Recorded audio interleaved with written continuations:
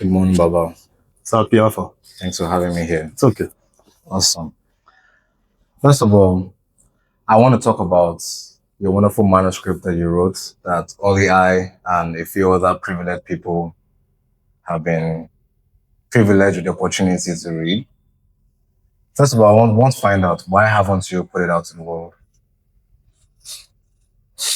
So at the time when I wrote it, I wrote it from a selfish perspective. And what I was doing was I didn't share the entire truth in my journey.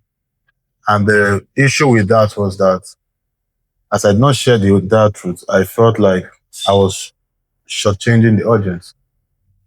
And then then this podcast started. And I'm like, this is an opportunity to share the truth and speak to what exactly it is that I want people to know in terms of my journey in business, and then other people can tap into that. So it will probably never be published. Oh, really? Most likely not. But then every story in that book will be told at one point in time or the other. Well, that's why I'm here actually, because, why I'm here to really drill down on some of the things that I read and, that really touched me. And I've been trying to apply in little ways that I can. But today I would just like to, get a free consultation. Let's put it like that, Thanks. I will send you your invoice. Okay, so an important concept that I read was copying gives you great ideas, and ideas rule the world. Now, in the country that we're in, Nigeria, copying is frowned upon. So why make that statement? Okay. So there's a story that I will start with. I remember recently that my head of operations, we had a meeting that we needed to change our tea setup. And I told him to present tea setup. Then he went online and then he got pictures from Google. And then I could see where the issue was. I realized very quickly that he hadn't experienced something spectacular in terms of when it comes to tea setup. So what did I do? So I took him and 4 other members of the unit and we went to Marriott. And then we went to eat. And then that was an eye-opener for them. And then they saw a lot of things. And then when I asked him again to present the tea setup, it was totally different. So you took them to Marriott? Yes. To have an experience of what tea setup looks like? Because I thought that was the only way that both of us could connect in terms of what I had in my mind and then what I expected them to do. Okay. Yes. And how does that tie to copying? So let's now look at a couple of things. So when I say ideas rule the world, I got that from Sam Adeyemi. And then it's kind of real. So what happens is if you are trying to do something and then your view is narrow, you can only draw from the things that you have seen. Yeah. True. So that's it. Okay. You also emphasized copying across different industries. And now, when we're discussing, you mentioned Marriott. I want to understand that concept. If you're in training, why not copy? If you're copying at all from another training firm, why go into other industries? Okay. So if you copy from another training firm, you just look like that training firm. And that's what I do not, I'm not selling. So let's take my company, for example. Okay. When we're setting up this office, I was looking for an idea for the lounge. So I went to Radisson Blue. Then I looked at their lounge and I looked at the setup. Then I copied the setup. And then I tried to replicate it here. It's not Radisson Blue standard, but when you see it, we're like, oh, this is really good because we're a training facility. Interesting. We were training salespeople on customer education. And then I was like, what sector educate the customer in the best possible way. And I said, oh, doctors and the way they do consulting. So I went to study a doctor friend of mine and how they do consulting. And then I brought that to the sales team for customer education. When we wanted to improve the meals that we're serving students, I told myself that, okay, where do you get the best meal experience? I said, Yoruba weddings, Owambe. And then Yoruba weddings, exactly. You can feel the vibe already. Already, yeah. In Yoruba weddings, what you get to see is they will bring the shrimps, the prawns, then they will bring a menu of options, amala, abula style, continental Chinese rice, and all that bit. And then towards the tail end of the wedding as well, they will come with dessert. And that's what we did. So we changed our menu to one, to have a starter, a main dish, and dessert. This is not common with training firms. So, and then we created 3 course options. So you could choose from 3 different meals. Now, what that has done is that it has raised and elevated us as a business. Now, look at this. I copied Marriott's lounge setup. Mm-hmm. I copied doctor's consultation. I copied Yoruba weddings approach. What that is I have curated a new product, but they are not original ideas. So when I say copying is a good business strategy, I do not mean copy from a particular business.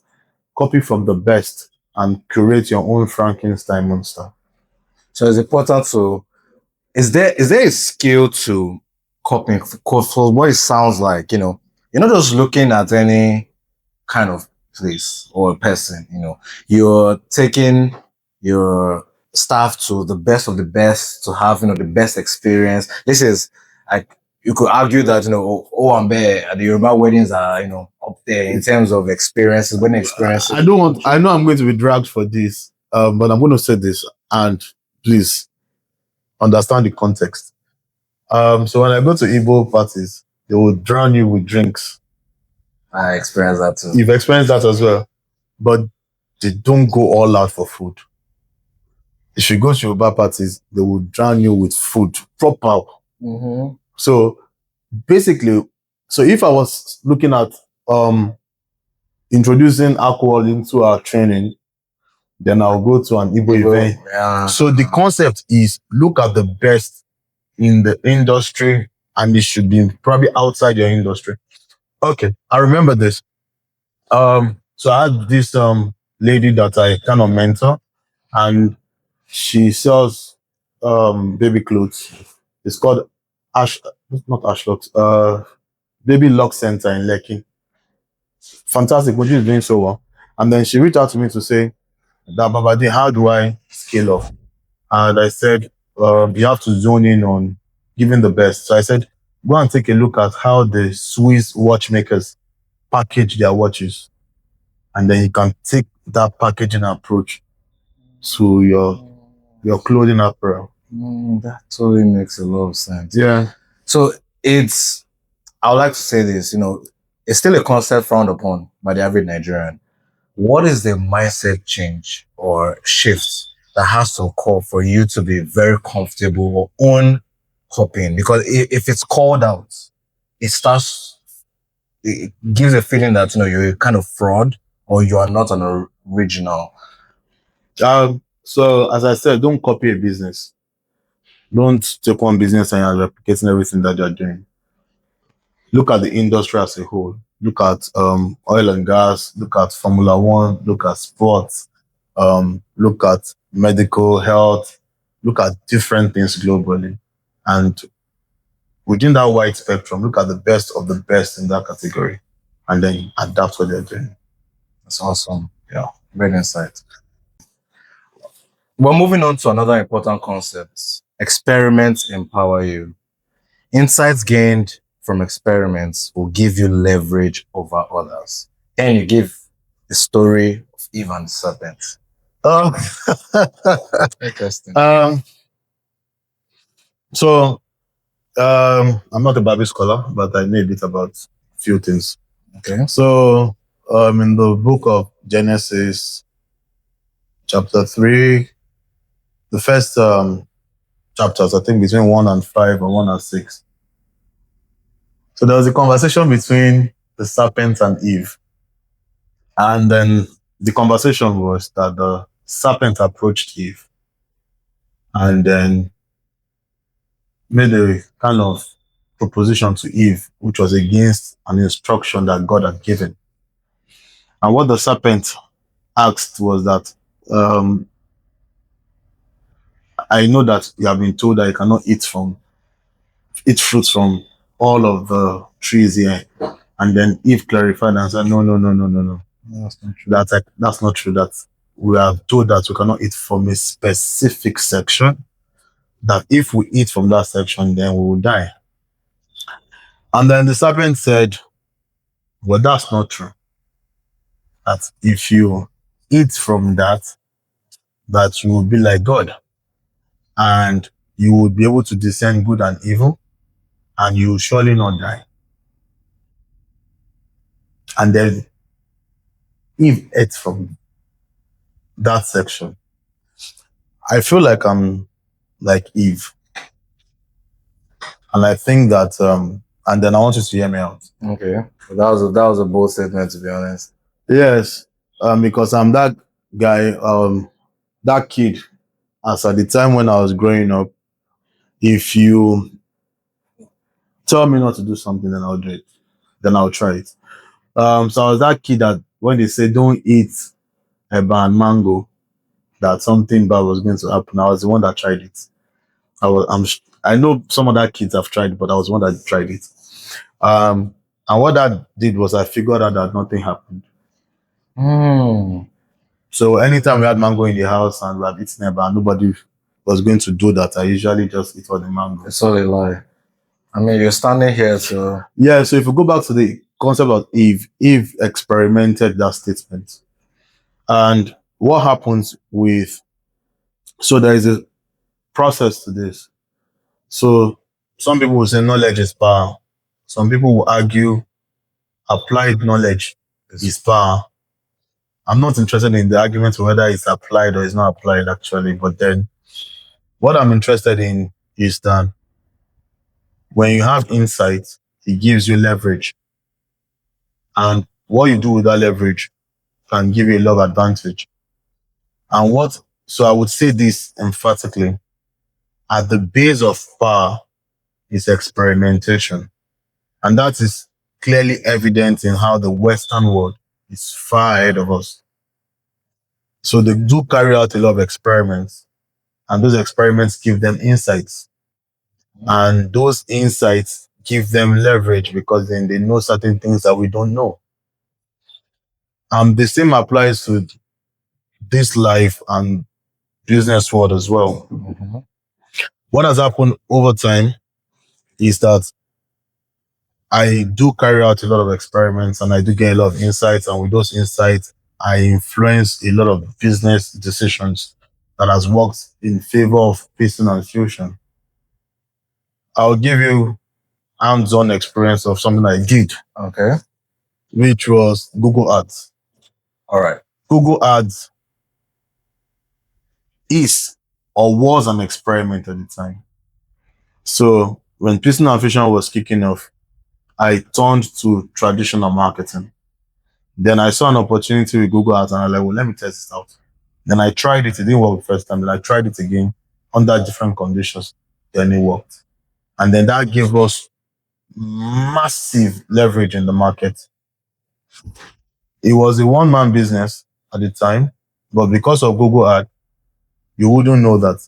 So with the website and search ads, I quickly got traction. Mm-hmm. I will add this to this statement. Knowledge acquisition is good, but the use of that knowledge is where true learning takes place. Okay. Yes. So there are quite a lot of things that you know, but you have never used. I don't think there is much value in just having knowledge. I think the real value is putting that knowledge into practice. And then that gives you insight. And that's why I said I'm kind of a bit closer to Eve. Don't know if that That makes yeah, sense. no, yes. So staying on this Eve story, trying to tie the concepts you've just shared together. Would you say that Eve found power at the end of the decision to eat the apple? She did. Yes, she did. Explain. Because she did not die. Although they were to be argued differently by, I know best man will argue differently at the back, that death in that context was different. It's subjective. But Eve did not die in biological terms. And Eve was actually able to discern between good and evil. And that is massively. I hear some level of insight that have changed that situation. That is really powerful, because I hear a couple of concepts. Risk taking. You see, it's not just, you're not just talking experimentation. In the beginning, I just thought, just try out ideas. But now you're hinting on daring.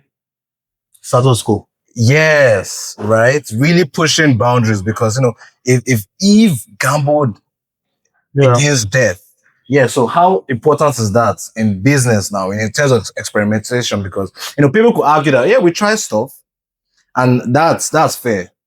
But now what you're saying is trying things that in the face look like suicide, look like death, but then you get something out of it. You can swim, right? Yes. You can swim. Yes, and you know that the principle to swimming is that if you don't try the deep end, you will not conquer it. That's it. So the reality is that at a point in time, if you're really going to break the ceiling, you're going to have to stop trying to fit into what is already known. Yes. And there is a Yoruba adage, and I live by it. I would say it as it is said in Yoruba, then I would try to give it a translation, although it might lose some of its essence. So the Yoruba people will say that ẹni tó máa ṣan tẹ́nìkan ò ṣe rí, ó máa rí ohun tẹ́nìkan ò rí rí.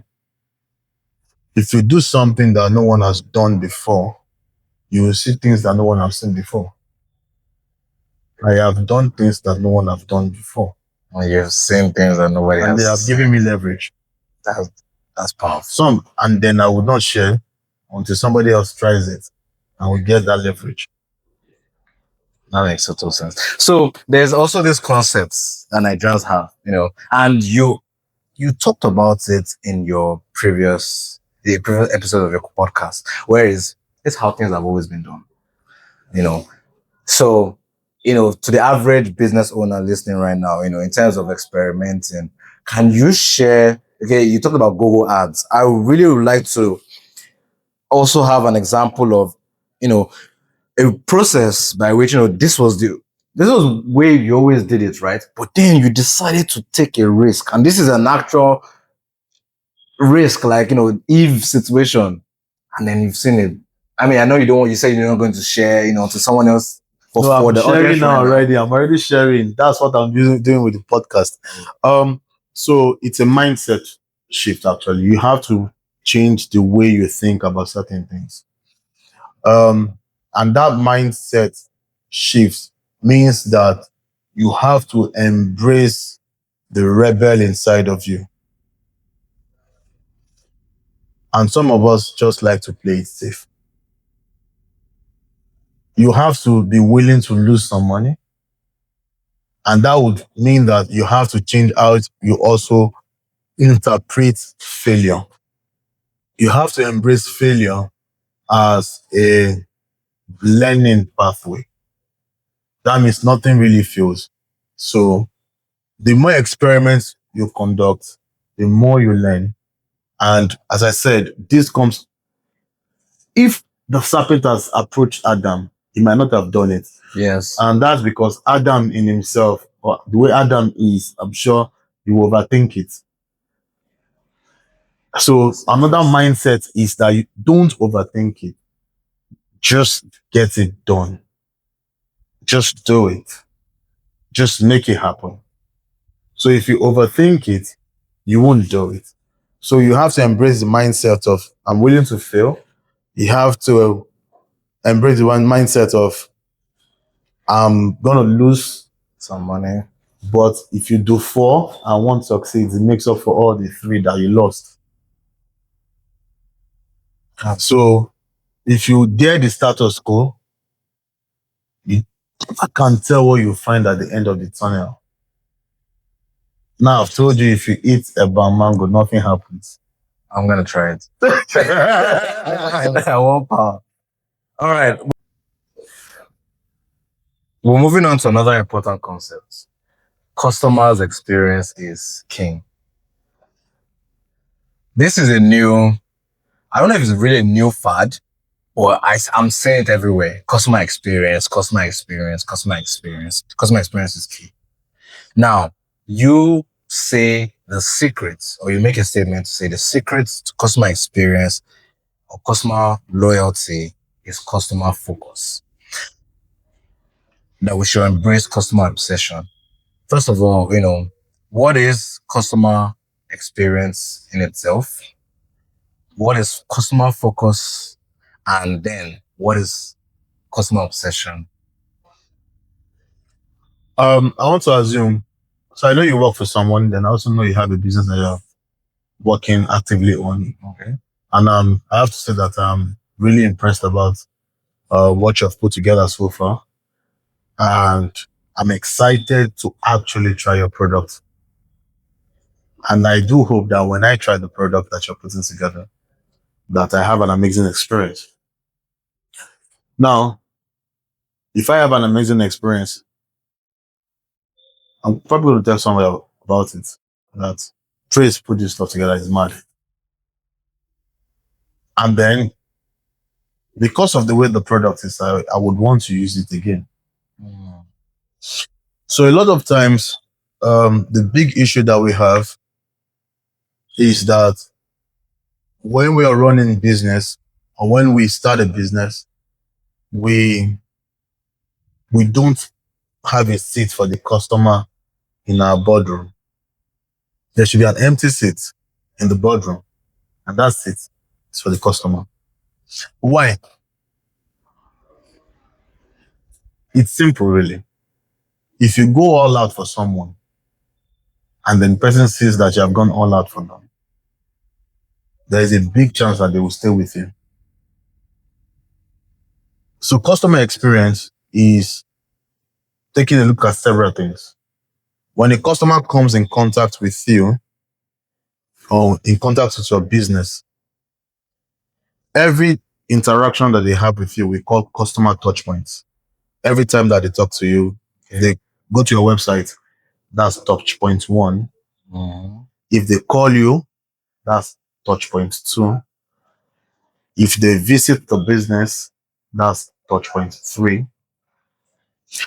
If they buy the product, that's touch point four. Okay. When they use the product, that's another touch point five. When they are done using the product, if you check up on them, that's another touch point. Okay. So all the touch points is what we call the customer experience. Mm. Now, customer obsession is when you ensure that all the touch points that you go all out to ensure that the customer have the best possible experience. You can go. All right. Yes. That that you go all out to ensure that the customer have what? The best possible experience. So think about the website and you say, but then this is tied to something else. Okay. It's tied to how you want to show up. What does that mean? Good. So there's something that is happening within Personal Fusion now. So I said we want to, in 2026, we want to raise the level of customer experience. And then everybody's saying, okay, so how do we do that? I said, I want us to be more focused on enjoyable training. And then they're like, yeah. But this enjoyable training is coming from a research that we have done.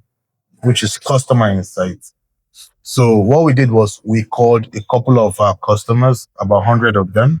Sorry, I'm sorry to cut it short. Yes. This is sounding very technical. What is customer insights? So customer insight is me talking to you as a potential customer of mine and trying to find out exactly what you want. Okay. And a lot of businesses don't do that enough in Nigeria. So I'll call 100 of my customers and then I'll ask them what exactly is it that they want, what we are doing right, and what we're not doing right. Could this apply to potential customers? It's difficult because they are potential. So you might not have access to them at the point in time. But during the time, if somebody becomes a prospect or a lead, that means the person has made an inquiry, and then you have the person's contact details, then you can call them to find out exactly what they want. Now, having said that, so once you do carry out the customer insight, where you have spoken to the customers and you now fully understand the needs and priorities of that customer, then you are in the best position to fulfill those needs. But I want to add a caveat to this. Sometimes the customer does not even know what they want. I heard that a lot. So how you find out what they want is to show them product A and product B. Which one do you like? And say, oh, definitely B. But they will not have been able to conceive the idea of product B alone. Yeah. So let me give you the example. So I said, so we have different touch points when you are trying to do training with personal affiliation. And one of them is that physical training. So you have to come to our office to take your training, right? Okay. So we have this idea that we're going to turn one of the training rooms into, from the traditional table and desk and chairs, into sofas. Okay. Into what? Sofas. So we're going to set up sofas in an L shape, and then the trainer will have his own sofa seat as well. And then there will be leg rests, and then there will be laptop pads to write on, and then there will be a massive big screen TV.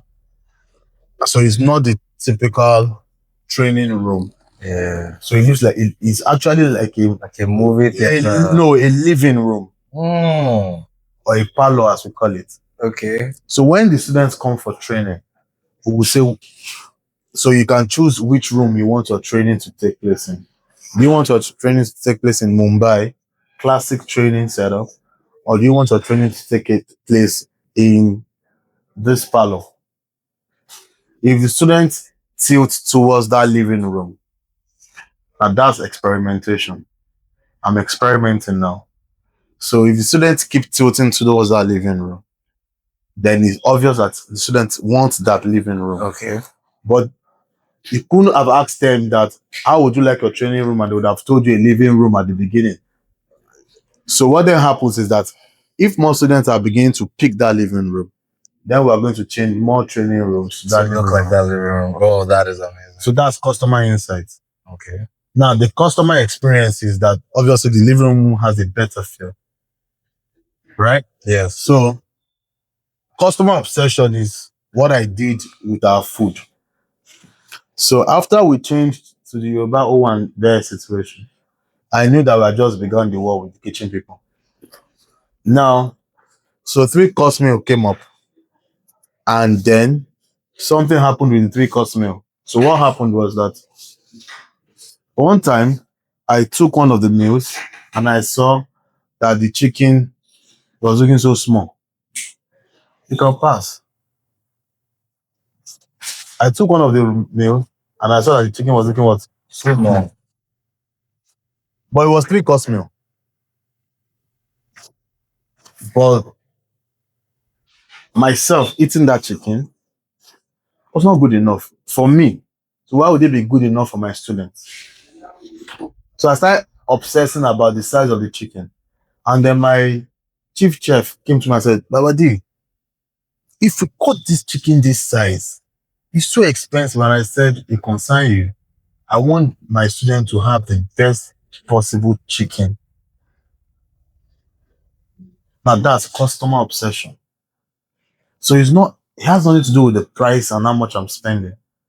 The first part of it is that this chicken does not create an impression. I want one that creates an impression for the student. Mm. And then it goes to a point where I say that, and how do you know when you're there? How do you know when you're obsessed about the customer? When you use the product, your own product, and then you say, oh, fuck, this is so good. Oh, sorry. Oh, pardon me. That, oh, there's no way I can say it other than, oh, shit, this is so good. You use your own product. Some people have gyms, but they don't use their gym. Yeah. It is indicative that you have not done a good job. I just created a new product. Underline the word curation.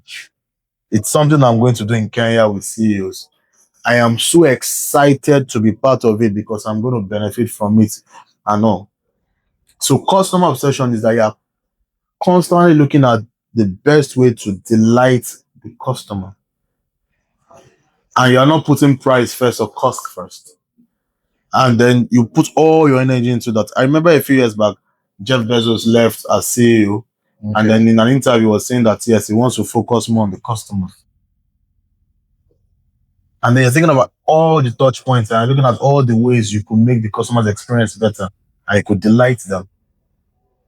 And the value you're going to get from this, I can assure you, is that you're going to grow. People miss up the idea of, sometimes, a lot of times, we optimize advertising. So we put a lot of money into adverts so that we could get more conversions. I don't want to go into that yet. I would say optimize repeat purchase. That's put a whole lot of investment to ensure that the person that has bought returns. Once you do that, I can beat my chest, you go blow. That's it.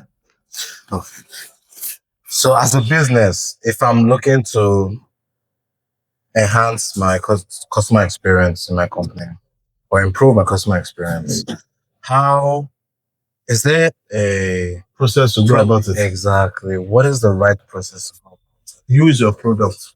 And if you're not saying, oh shit, this is great, then you have work to do. So for every time you use your product and you're not impressed with what's happened there, then until you fix it to the way that impresses you. It's simple.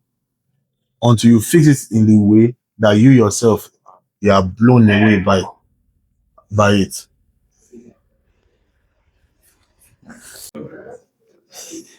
Marketing as a superpower. Your business will blow if you acquire marketing skills. Why is marketing so important and how has that impacted your business? I think the easiest way to explain it is what happened to me. So the business was, as Nigerians will explain, a one-man business. I was the sales rep, I was the trainer, I was the customer support, and that was how we started. And I'm sure that's how most people start alone. But today, full-time staff, we are 23. Visiting trainers, I think about 15. Number of products that we have, which are courses, about 200.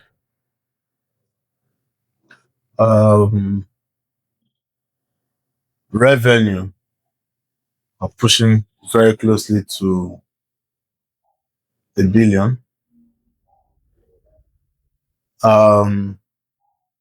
So the question is, what facilitated that? I was going to ask that. It's marketing. Okay. So what was in between me as a one-man business and what happened that got us to where we are now is marketing.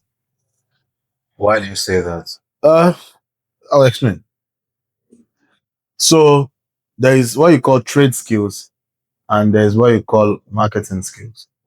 So trade skills is that which you use in producing the products or services for the business. So my trade skill is what I started with is my ability to teach project management. I could teach project management, and I was quite good at it. Um, I've had a lot of people that have worked with this establishment, and they can teach project management as well, even better than I do.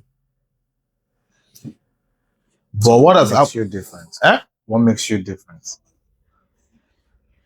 So at the point in time, I realized that it was not enough to develop your trade skill, that there's another part of it that would help you to scale up.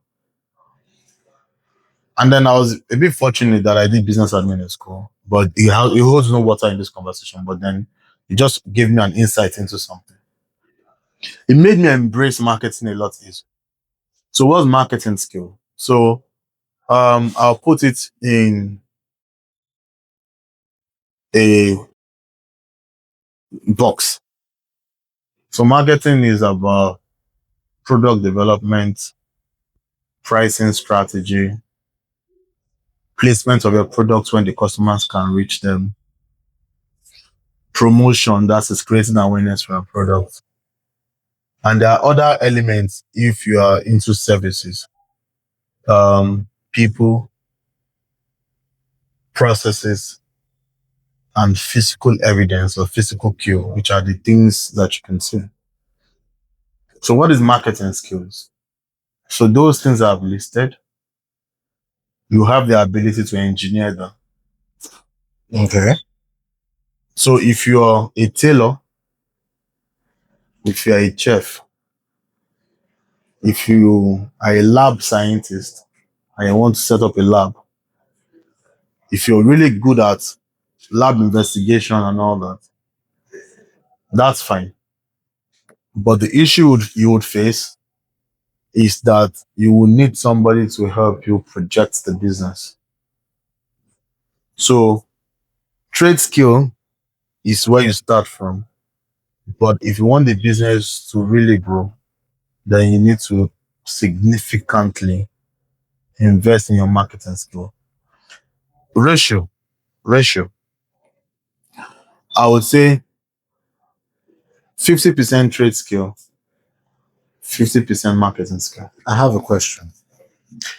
Are you one of those people that share the opinion anybody can learn any skill? Yes. Because Yes. from what you're saying, it sounds like it's not enough that I learned this tailoring skill.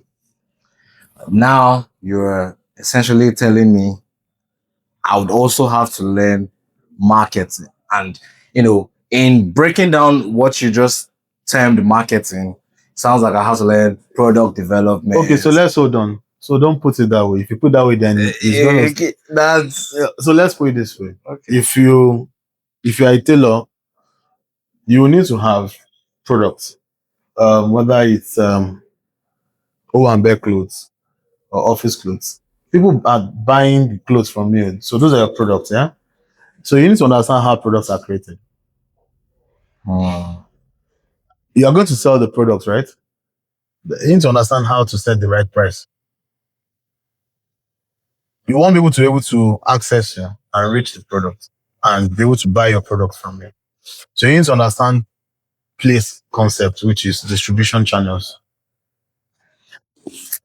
If you are so inside your house and nobody sees you, nobody's going to come buy from you. So you need to learn how to create awareness for the business that you're running. So would you tag, like we say marketing is a core skill or an innate skill in everybody? If we had to do business. So I had a conversation with my wife recently and I said, I want to write an article and then I want to use my connect with the current government administration. And you're going to be like, okay, that's right. I want them to introduce marketing to every course that you're doing. So even if you're studying law, that you take a marketing module, everybody must learn marketing. What I'm trying to push is that when you finish from the university, that you have two pathways and not one. The current university system teaches us to learn a particular trade, although there's a lot of argument to that. But even in that situation, what happens is when you are out of school, the only pathway available to you is to work for somebody. Is that not so? Yes. So if we then introduce marketing as a module from 100 level to 400 level, what happens is that you are better equipped to also start your own enterprise as you live in school. So that creates two pathways. And that's the argument I'm pushing, that I think everybody should learn marketing. Please don't confuse marketing for advertising. They are different. So everybody should learn marketing, which is that we teach it from an entrepreneurial perspective. Okay. So once you are developing your trade skill, you are developing that entrepreneurial skill as well. To put your product in front of people. And the biggest issue that you have had in all our conversations are marketing issues. yes. Yeah. Your trade skill is good. You know exactly what it is that you're putting together.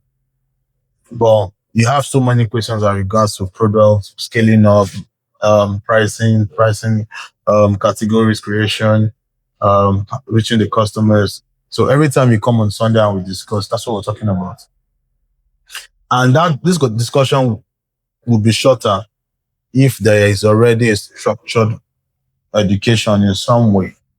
So that's why I said that you have to be adept in your trade skill and you have to be adept in your marketing skill. So that way you have two pathways. But if you're already in business, you have to. It's not a choice. Some people are fortunate enough, they must have worked in sales and marketing prior to starting the business. So they have some of the fundamentals already. That makes total sense. You also argue that word of mouth is better than advertising. Well, I want to really understand, because most people talk about marketing, and you also now made that distinction clear that marketing is different from advertising. Okay. So imagine this, yeah. Imagine a situation where you started a business and you are doing no form of advert. None at all. Cruise World. You spoke to me, and then I've not tried it before. Then I bought out of the fact that I trust you. And then I had a bad experience. Right? And instead of you fixing that, you went to put an ad up on Facebook and on Instagram and start running sponsored posts. You know what you're doing? You're telling more people to come and experience your bad product. It will kill you. It will kill you. So this is what I always propose. Get the product working. Get the product working to the point where the business is growing without any form of advert. That means new customers are coming in. People are telling other people to say, this guy is good. This guy is good. This guy is good. And then as that happens, the business is growing first now on word of mouth. Once that is happening, then you're doing something right. Then you can 10x that with an advert. So once there's traction by word of mouth, the next thing is to do is then run an ad and run it aggressively, because now the business is doing something right. So you're telling more people with a lot of confidence to say, this works, and I know. There's this guy that I like, Robbie Sutherland, and he says that, how do you know when people believe in their product? They are not afraid to raise the advertising budget. Yes, now, because when you are convinced about the product, you want more people to hear about it, and you are fully sold on it. So grow the business where the business first initially leverages on word of mouth. Once you are growing by word of mouth, then you can then 10x the business by advertising. That makes a lot of sense. People don't see that. But when the business is not growing by word of mouth, that means you're not doing something right. And then you're now putting ads on it. So you're exposing more people to your bad product. If you do that, I'll flog you. That makes a lot of sense. Yeah. That makes total sense. So, in looking at growth, how do you fix? And this ties to a earlier discussion about customer experience. So now a customer comes, experiences your product, doesn't have a great experience. How do you fix that before talking about advertising now? Because how do you let the customer know to try again? At times, you only have only one chance. Sad. That's the truth. You only have only one chance. And that ties to reputation. So before you call too many people to the business, ensure that it's working fine. I'm begging everybody listening out there. Before you run sponsored post, ensure that you are doing something right. Indicators for knowing is that business is growing organically without any form of ad. So if you have messed it up, you have messed it up. There's a popular brand I can't call their name, but everybody knows it. So they were big on meat pies way back in the early 90s, 80s and 90s. It was the biggest brand when it comes to meat pies and all that. But the brand had a reputational issue, um, that food was getting bad and they kept on selling. Now they've tried to fix that in so many ways, but that's not changing. So, It looks like it's too late. do you think with advertising they could do that? They could change the narrative. If they advertise, if you go and eat that, the food is still bad. But people will not respond to the ad because reputation has been soiled. In business like that, what would you advise? You change the name. Yeah. Change the name and change the entire outfit. Habits and mindsets over strategy. With the right habits and mindset, you would always win. You emphasize a concept called deep work. I'd like you to shed more light on that. What is deep work? Okay. So I think the best way to explain it is, and then I'm going to put a cap on it. Work that you do, meaningful work actually first. It has to be meaningful. Is the kind of work that can move the needle, and then you do it in isolation without distraction. So the kind of work that you do without zero distraction. Your phone is off, and then you're isolated from people. Why is that important to you? Because some things require that you really, really, really look inward for you to come out with the kind of answers you're looking for. And I also say at the beginning, you can start with 90 minutes. That's 1 hour, 30 minutes. So you have 1 hour, 30 minutes of non-interrupted, non-intrusive. Nobody is distracting you. Your phone is switched off, so you're not going to check social media in between. And you're focused on this singular problem. And then I practice that 6 days a week. The only day I don't practice that is on Sunday. And how I practice that is I wake up at 4:30. I have some rituals in the morning that I do. Read sport news, brush, then do a ice face bath. I just learned that. So by 5, I'm fully awake. Then 5 to 6:30, that's when I work on my PhD. So the PhD is so demanding. It's so demanding. It's so demanding that for you to meet up, you have to work on it every day. Most of my classmates don't, but I do. So I do 5 to 6:30. And why I choose that time is that my wife and kids are sleeping and no one is disturbing me. And then I do quality work at that point in time. Okay. So I want to track back a little bit to discuss why mind habits and mindsets are first of all important, in business and strategy. So Because you're talking about your rituals, you're talking about, waking up early and deep work. Can we shed more light on how habits and mindset affects a young entrepreneur, an entrepreneur really, and business? You see, strategy is bullshit if you don't have the right habit.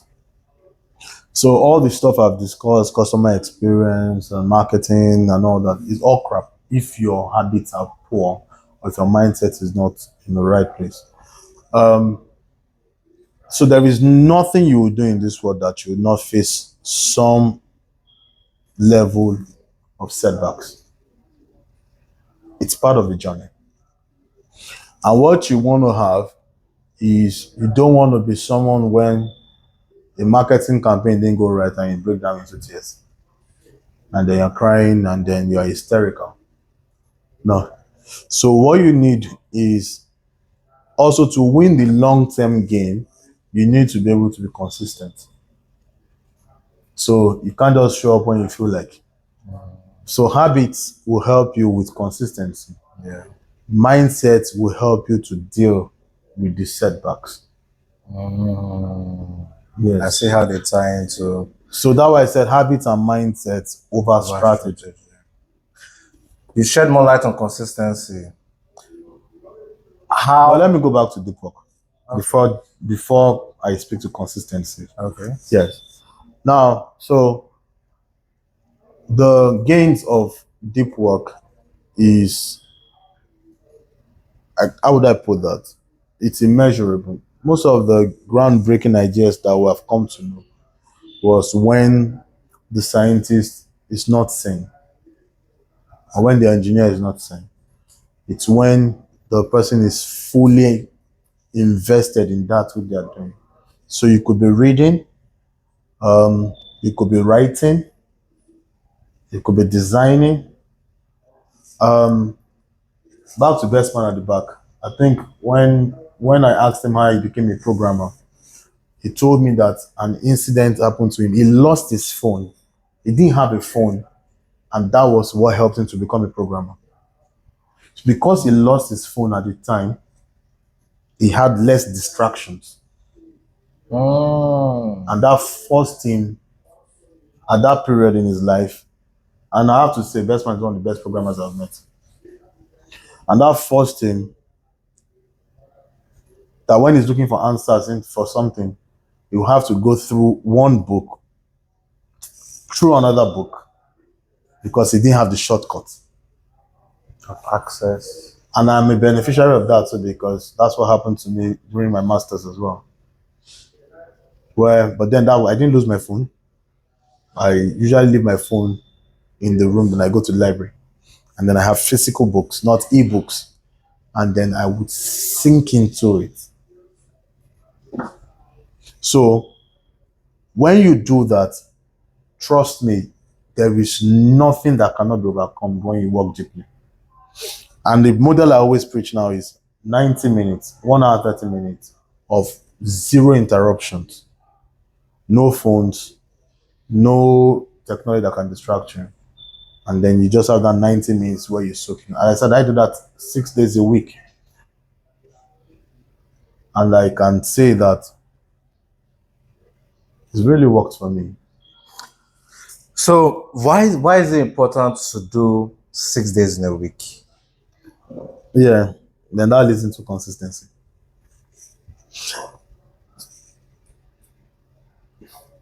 Consistency would foreverly trump intensity. Foreverly. So I started treating my high blood pressure issue when I was 23. So 23, I got tons of medication.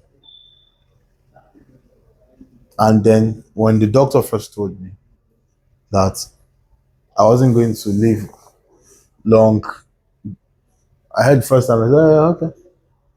So what do I do? Cut oil, cut this, cut that, cut this, cut everything cuttable, no salt. Yeah. Did that for like 3 months. Lost a lot of weight. But couldn't sustain it. It was so intense. I needed the entire universe to align for me to be able to pull it through. Now, well, going to 43, I don't take big payments anymore. So how did I achieve that? So I came up with a simple system. Thanks to you as well. I had a body. So I started working out. But nothing intense. So daily, I use the same video. I watch the same video. I do the same routine every morning. It works perfectly. It's not going to get me jacked up, but it keeps the BP out of the way. I have no BP issues right now. And I've been doing that since God knows. And it's clearly working. And it's just 30 minutes. It's just 30 minutes. And I realized that if you don't need, so some people go and do 4 hours. On the day that I have mapped out to do that, something could happen and then I miss out. If you're looking at one big situation. But doing 30 minutes daily means that if I miss it on Monday, I just pick it up on Tuesday. And I just pick it up on Wednesday. And then it's not so intense, so it's easy to get by. And as I do it, and I do that before you can count it, I can't even count. It's just what I do. I just wake up.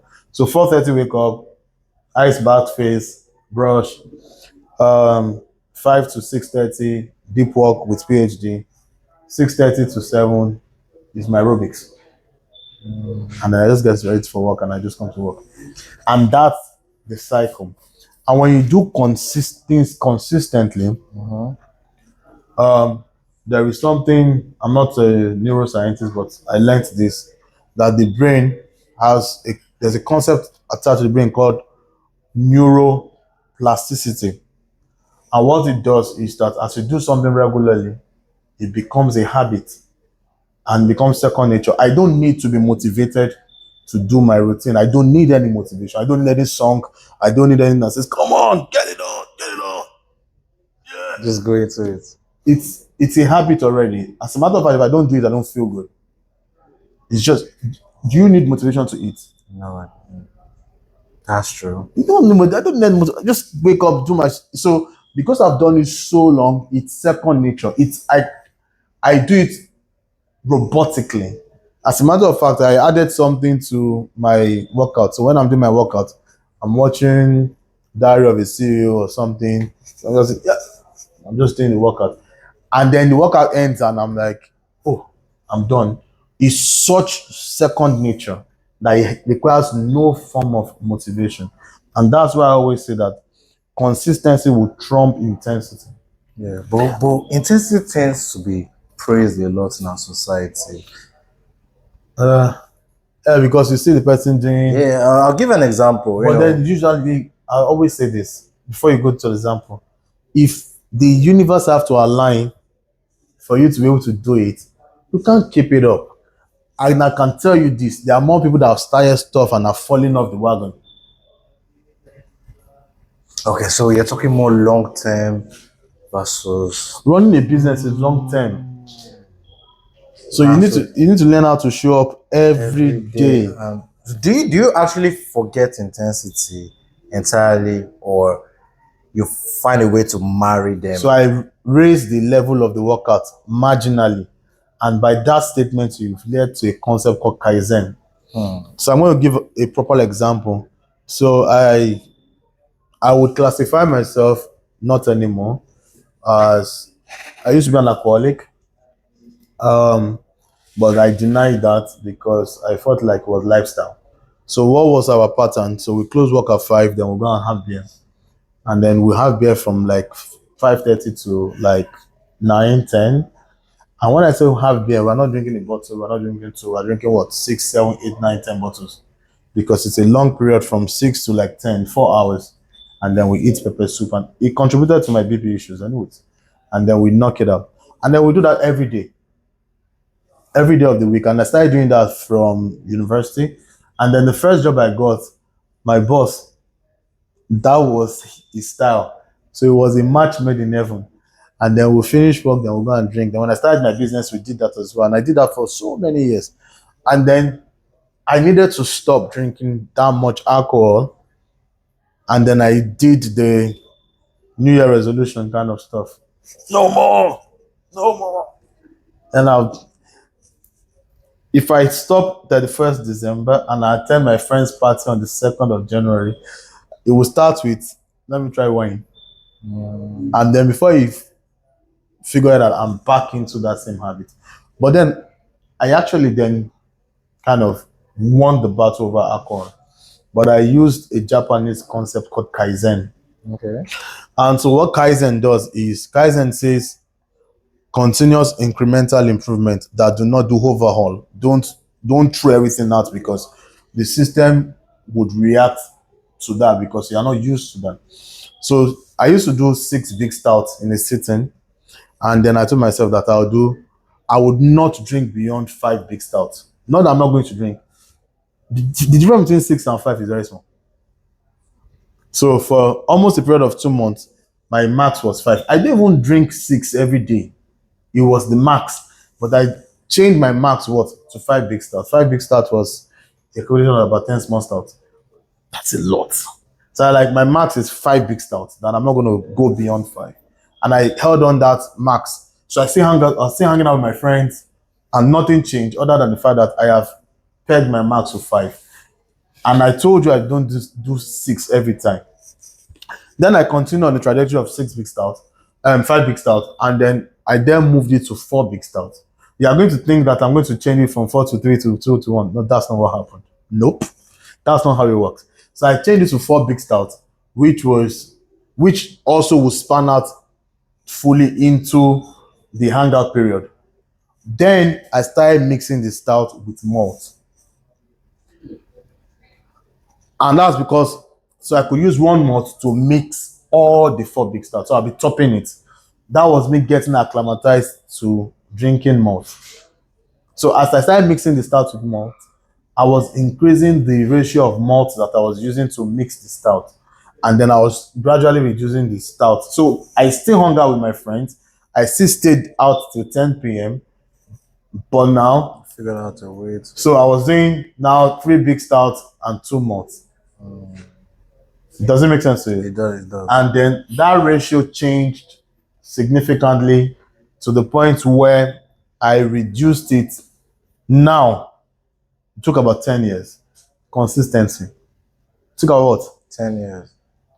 So my friends hated the fact that when I go out now, I don't drink that much. So I could do one small stout. For someone who would go 10. Yes. And it took about 10 years. And that's what Kaizen is. So Kaizen is that I was consistent to improve. I reduced gradually. I didn't do an overhaul. I found a substitute. I don't even like malt now. And then now what happens is that I drink stout maybe once in 2, 3 months.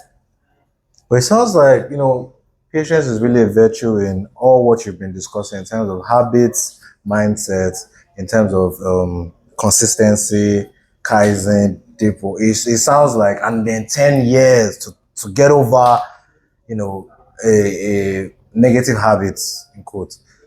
How, patience as a virtue in all what you're saying, how does that all bring it together? So I have to say this to everyone out there right now. I have the biggest issue with AI is AI has robbed us of the process. That's the biggest issue. So a lot of young people do not understand how to enjoy the process. So they just arrive. And when you just arrive, you miss the biggest part of it. Pardon me, and it's not just young people, even a lot of people now. So people get stuff done, but they don't know what they're doing. That's a big vacuum between when they started and what they got done. They have no clue in what they're doing. So what's happening is that people have failed to, they don't understand how to enjoy the process. So everybody wants to arrive at the outcome. And I say this, why life is worth living is how each day unfolds for you. And what has happened is, if you have heard me say this, I have said so many times that I am top 3 happiest person in the world. And I'm not capping. And that's because everything from me shooting the podcast, setting up my mic, setting up my phone, cleaning up my lens, deleting pictures, everything I soak it in. Preparing my meal, every process I soak it in. So seeing myself progress, I enjoy the process a lot more than the outcome. And I realized that if you're outcome focused alone, that you have a high level of anxiety. Somebody is dating someone and then they are focused on marriage, but they're not even focused on the relationship itself. And you're missing out on all the good things that's supposed to happen because all you are thinking about is marriage. When you get married, there is a marriage life to live. So the most obvious one is people doing masters or undergraduate program, and then you use AI to write all the reports. So what's the point? I see what you're You saying. learn nothing. Somebody was telling me about, I can't wait to get the certificate of this program. I'm like, no, no, no, no, no. The certificate is an attestation of the process you have gone through. So the learning takes place during the process. The certification does not give you learning. It doesn't. The certificate is in itself is not learning. So if you miss out on all that, then the certificate is useless to you. So you're right when you talk about patience, but the way I would interpret it is to embrace the process. One day I was driving to your house, and then I stepped on the pedal, and I was driving so fast. Then I like, guys, slow down. I'm going to praise house. Why am I driving so fast? And then because I took it a lot slower, I saw more on the road. And then the idea that I shared with you that day happened between the distance from my house to your place. Interesting. That's awesome. Input output radio. Okay, so input output ratio has to do with the more stuff you know, the more things you can produce. So my producer is at the back of the camera, and at times I look at him and I'm like, he's a Liverpool fan, and I know he likes Liverpool. But what I'm always worried about is that at times when you watch a football game, it's entertaining, yeah. But what else did you learn from the game? Yeah. What did you pick up from the game? What did you pick up from that situation that you can use? So I reduced my use of Instagram. That's because one time, for like a period of like about a month, anytime I turn on my Instagram, they'll show me four Chinese guys flogging themselves. And then he used to bring stuff like that to me. It was yeah, it was funny. But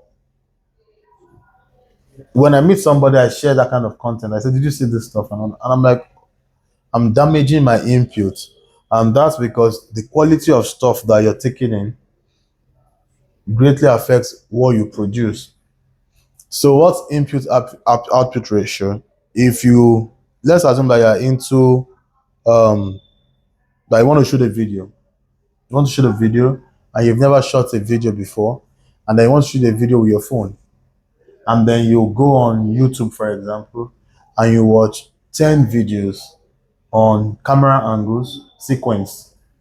That's input, right? What happens when you're about to shoot the video? You'll be able to apply camera angles. You have a lot to draw from, right? Yeah. So the concept of input output ratio is that the more stuff you put in you, the more things you can produce. And the more crap you put in you, the more crap you can produce. So if your digital well-being is such that you are only consuming social media content, that's that's the dominant makeup of you. That's what you can produce. And then the things that will give you quality production, you cut them short. And then you amplify and consume more irrelevant content. And the more you consume that, the less you can produce.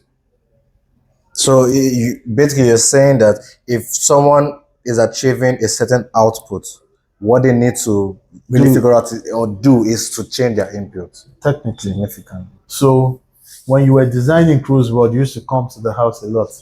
Why? You are amplifying your input. And the more you came to the house and we spoke about it, and then we share concept, then you want more videos, then you read about some service industry and hospitality industry, you're getting so much ideas, and then that kind of becomes fuel for what it is that you want to do. Um, I can't. I keep saying it, and I say that you have to be conscious about what you're allowing to permeate through you. Mm. That which you do all the time becomes you, really. So I do social media, but I do it in a very limited fashion. I have guys that I follow. I follow Diary of a CEO, Stephen Bartlett, amazing young man. 31 year old. I'm blown away by him. Rory Sutherland is somebody else I follow. He spills. I think you should watch him. He can't stop talking, and every time he's talking, he's dropping. You know what they say, back to back of ideas.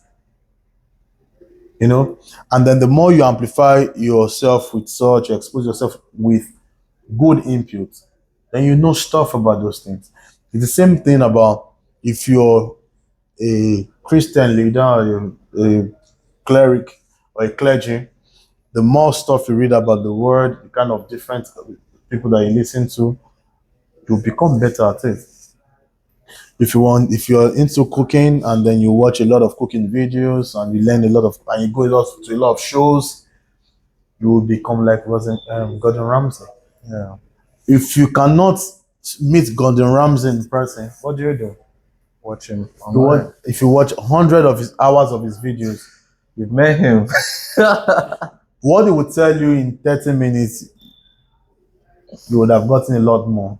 True.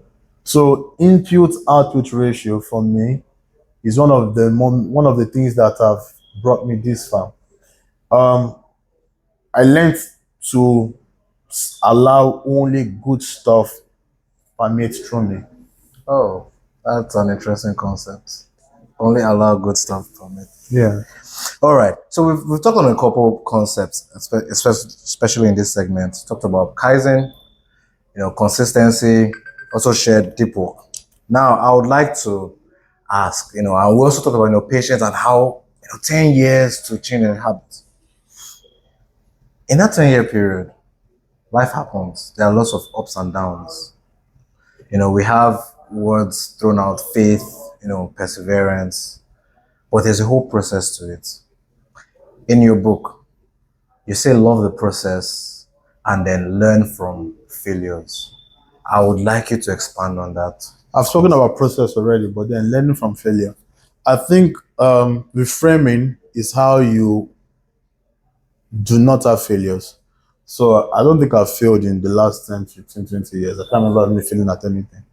But the question you ask is, guy, are you telling me I did not fail an exam? Oh yeah, I didn't get the grade I wanted, but I also learned a bit about myself in that process. Yeah, so when I have a setback, which is how I see it, that is, and what's a setback? A setback is that at the beginning of the endeavor, I have a mindset of what the expectation should be. And then, so what I do is that if I do not achieve the expectation, then what I look to is what have I learned from this?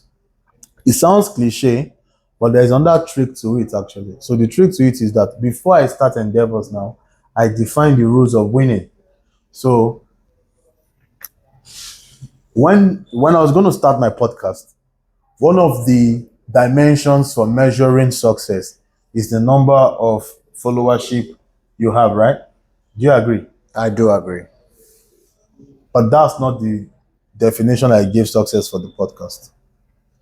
So the definition for success for the podcast is for each episode that I've told the truth in what I actually did and I did not cap.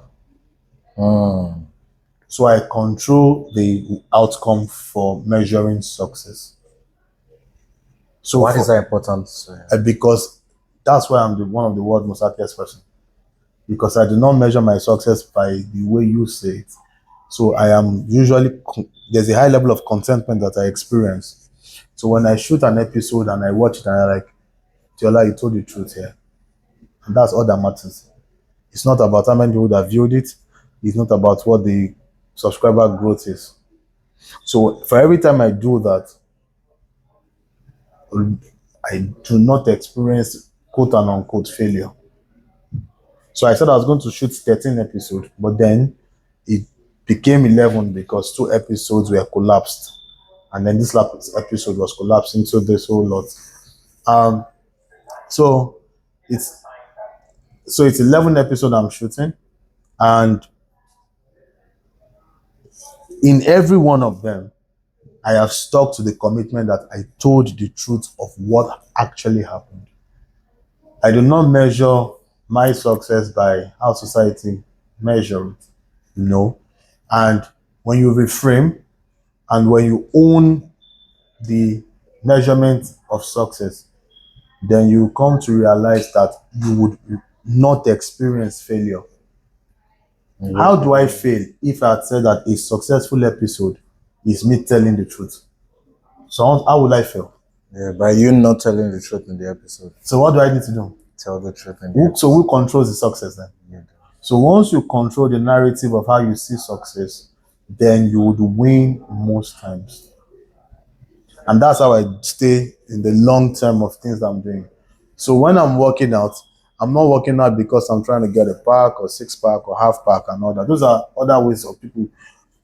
I just tell myself, show up. If all I can do this morning is to move this dumbbell, then it's fine. The biggest issue is when people seek validation. When you seek validation from others, then you second guess yourself a lot of times.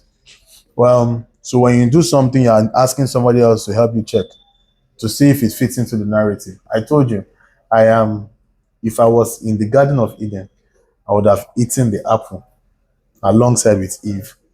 And that's because all the worst that can happen. Yes. So I don't conform to a lot of society standards in how things should be done and how things should be. And like some people believe that they should leave houses for their kids when they die. I don't. Nope. I feel like whatever I own is as a result of mine. If I really want my kids to be great, what I need to do is to teach them how the paths and steps that I took, and then they can top that up.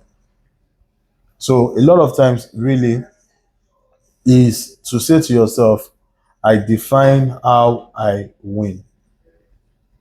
I love that, and I can attest to the fact that you indeed are one of the happiest people I've ever met. In my own short journey, just, seeing things that I'm facing, I'm wondering now. Sometimes I ask myself, wow, like Papa D is happy every day that it really, yeah. So thanks for sharing, concepts that you've talked about. You've talked about, marketing is king, shared on habits. You also let us understand that, with incremental improvements, things can really get better. So thank you for Okay. So it's been an amazing opportunity to talk to you. I like the fact that you have kept that manuscript with you, and just a few people have seen it. But then, what I would say to those that listen to this episode is, I would want you to give me a feedback, and on this episode. And the way I would want that feedback is that if you want me to also once in a while make an episode like this where we have a no holds bar situation where we let it out. I know it's long, then let us know, and please let me know. Big ups to us. I'm going to take a leave because I'm going to bring something new. This series is over. This is a 6-part series, and then this particular series is over. Thank you, Sapi, for sharing this space with me, and thank you everyone for listening. Stay blessed.